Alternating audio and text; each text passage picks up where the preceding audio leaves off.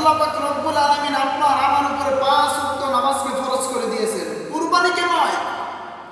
কুরবানিকে আপনার আমার উপরে আল্লাহ তাআলা ফরজ করেন নাই, ওয়াজিব করেন নাই। কাদের উপর কুরবানি?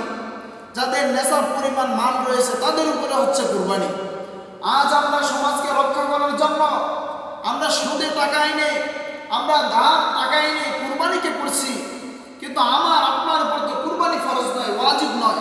আপনার আমার মুমিন মুসলমান, হ্যাঁ, ধনী গরিব বলেন, কৃষক বলেন, রিক্সা চালক বলেন, প্রত্যেকটা ব্যক্তির উপর 5 ওয়াক্ত নামাজকে ফরজ করে দিয়েছে, কিন্তু কুরবানিকে ফরজ করেন নাই।